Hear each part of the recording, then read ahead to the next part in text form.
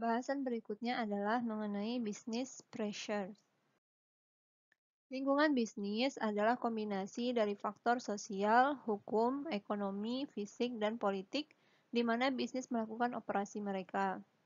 Perubahan signifikan dalam salah satu faktor ini cenderung menciptakan tekanan bisnis atau business pressure pada organisasi. Organisasi biasanya menanggapi tekanan ini dengan aktivitas yang didukung oleh teknologi informasi. Gambar di bawah ini mengilustrasikan hubungan antara tekanan bisnis, kinerja, dan respon organisasi, serta dukungan IT. Ada 3 business pressure di sini, yaitu dikelompokkan menjadi economic atau market, kemudian teknologi, kemudian society, political, dan legal. Kita akan bahasnya satu persatu. Business pressure yang pertama adalah dari segi market atau pasar. Yang pertama, ada yang disebut dengan globalization. Globalisasi adalah integrasi dan saling ketergantungan dari aspek kehidupan ekonomi, sosial, budaya, dan ekologi yang dimungkinkan oleh kemajuan teknologi informasi yang pesat. Kemudian, ada yang disebut dengan the changing nature of the workplace. Meningkatnya jumlah wanita, orang tua tunggal, minoritas, dan penyandang disabilitas sekarang akan dipekerjakan di semua jenis posisi. IT memudahkan integrasi karyawan ini ke dalam tenaga kerja tradisional. IT juga memungkinkan orang untuk bekerja dari rumah yang dapat menjadi manfaat utama bagi orang tua dengan anak kecil, kemudian bagi orang yang menghadapi masalah mobilitas atau transportasi. Kemudian powerful customers. Pelanggan menjadi lebih berpengetahuan tentang produk dan layanan yang mereka inginkan. Pelanggan dapat menggunakan internet untuk menemukan informasi terperinci tentang produk dan layanan, yaitu untuk membandingkan harga dan kualitas dari produk dan layanan yang mereka inginkan. Yang kedua adalah pressure dari segi teknologi. Ada yang disebut dengan technological innovation and obsolescence.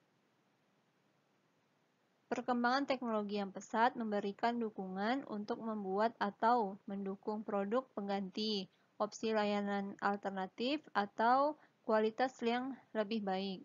Misalnya, seberapa cepat versi baru ponsel cerdas yang Anda punya, kemudian seberapa cepat versi elektronik buku, majalah, dan surat kabar menggantikan versi cetak tradisional.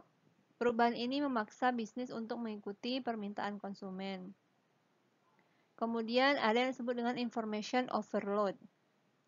Jumlah informasi yang tersedia di internet berlipat ganda kira-kira setiap tahun dan sebagian besar merupakan informasi yang gratis. Internet dan jaringan telekomunikasi lainnya membawa aliran informasi kepada manajer. Untuk membuat keputusan secara efektif dan secara efisien, manajer harus dapat mengakses, menavigasikan, dan memanfaatkan simpanan data, informasi, dan pengetahuan yang sangat besar ini. Yang ketiga adalah societal, political, dan legal pressure. Ada yang disebut dengan social responsibility. Masalah sosial yang mempengaruhi bisnis dan individu berkisar dari kegiatan atau keadaan lingkungan fisik, filantropi perusahaan dan individu hingga pendidikan. Kemudian compliance with government regulation, peraturan pemerintah tentang kesehatan, keselamatan, dan perlindungan lingkungan, serta kesetaraan kesempatan. Kemudian protection against terrorist attack. Teknologi informasi dapat membantu melindungi bisnis dengan menyediakan sistem keamanan dan mungkin mengidentifikasi pola perilaku yang terkait dengan kegiatan teroris termasuk serangan cyber. Kemudian ethical issues. Etika informasi secara khusus berkaitan dengan standar benar dan salah dalam praktik pemrosesan informasi. Masalah etika sangat penting karena jika ditangani dengan buruk, dapat merusak citra organisasi dan menghancurkan moral karyawannya. Penggunaan IT menimbulkan banyak masalah etika, mulai dari pemantauan email, hingga pelanggaran privasi jutaan pelanggannya yang datanya disimpan di database pribadi dan publik.